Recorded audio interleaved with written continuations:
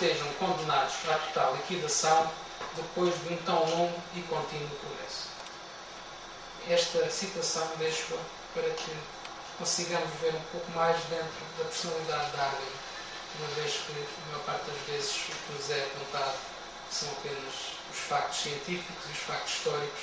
Darwin era um homem profundamente interessado com a questão social, com as condições de vida dos seus semelhantes. E foi um homem que fez a sua síntese ao longo da sua vida, partindo de crente e praticando, até alguém que escreveu isto e acabaram de ouvir. Muito obrigado.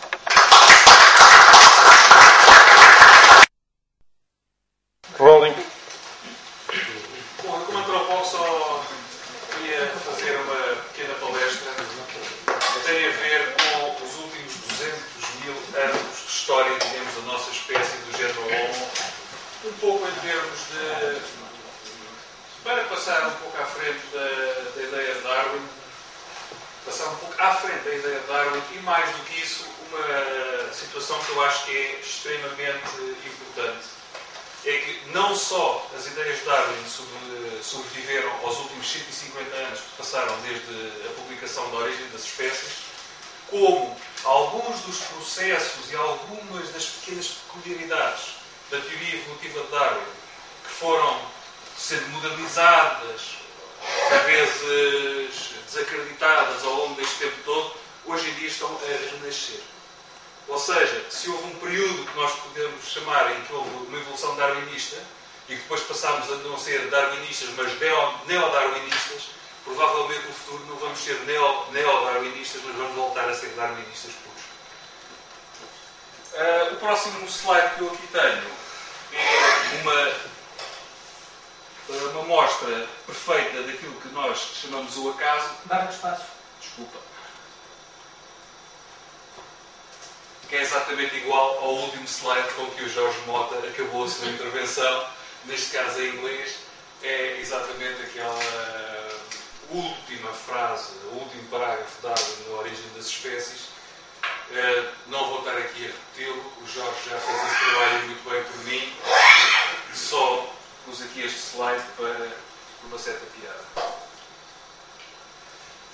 Portanto, eu quero falar sobre a evolução humana nos últimos 200.000 anos e o facto de ter escolhido estes 200.000 anos não é casual.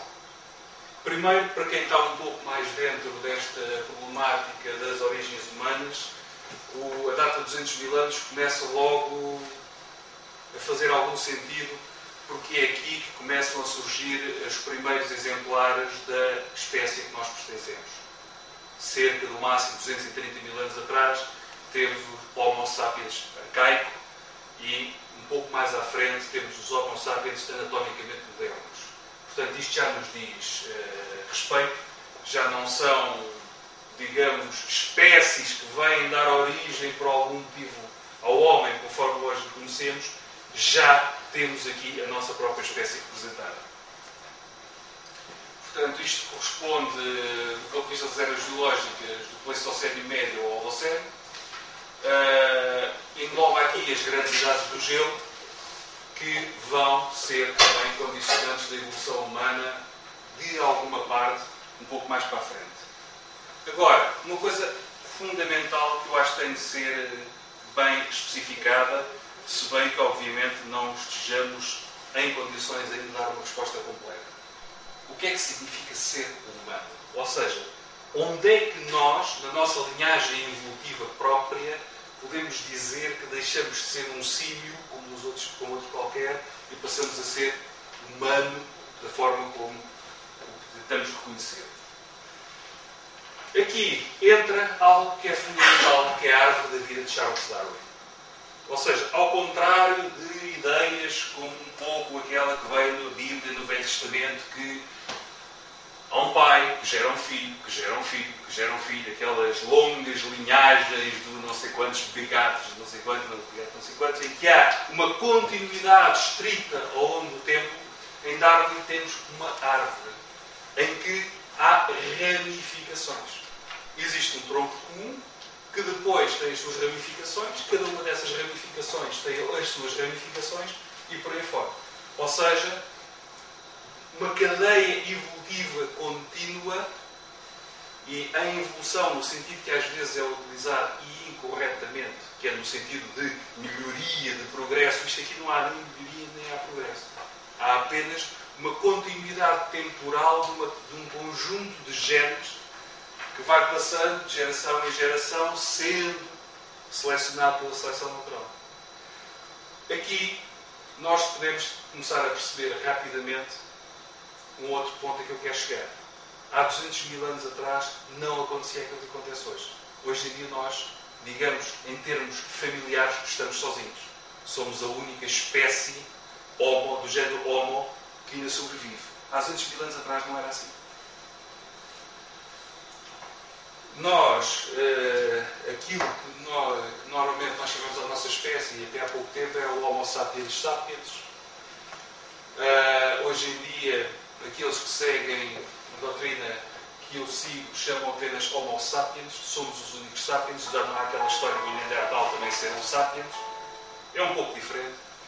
Mas, basicamente, na metodologia que Linneu iniciou e que hoje em dia temos alterada, podemos dizer que um humano é aquele que pertence à tribo Homini e à subtribo Hominina. Desculpa.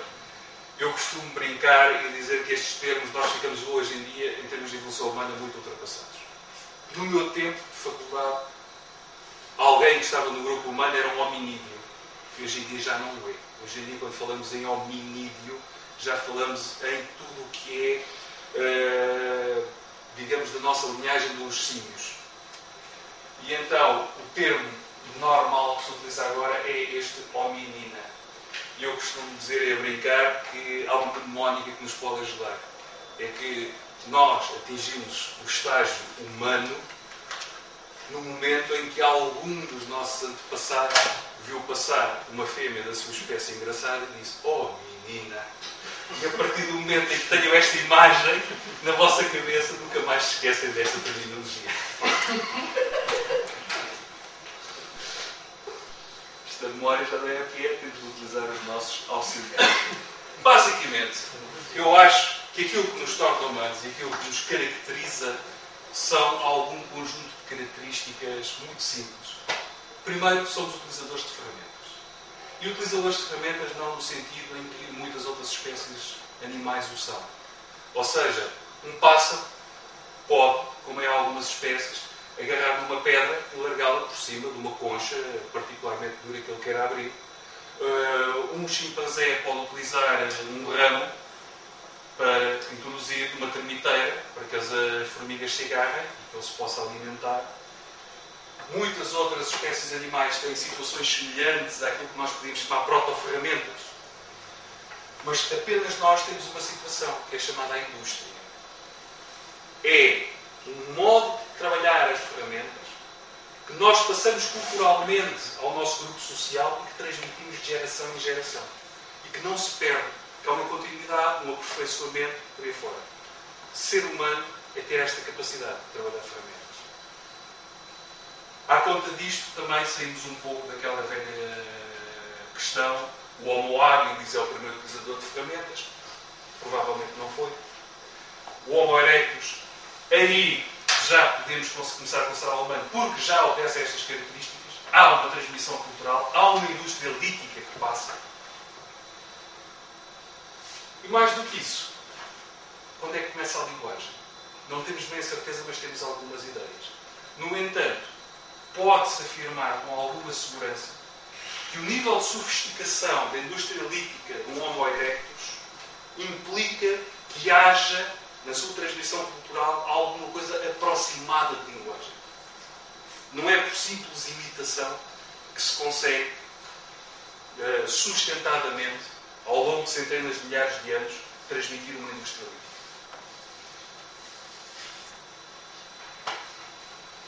Há 200 mil anos atrás, nesta época que me interessa particularmente, nós temos 3 espécies que podemos considerar humanas.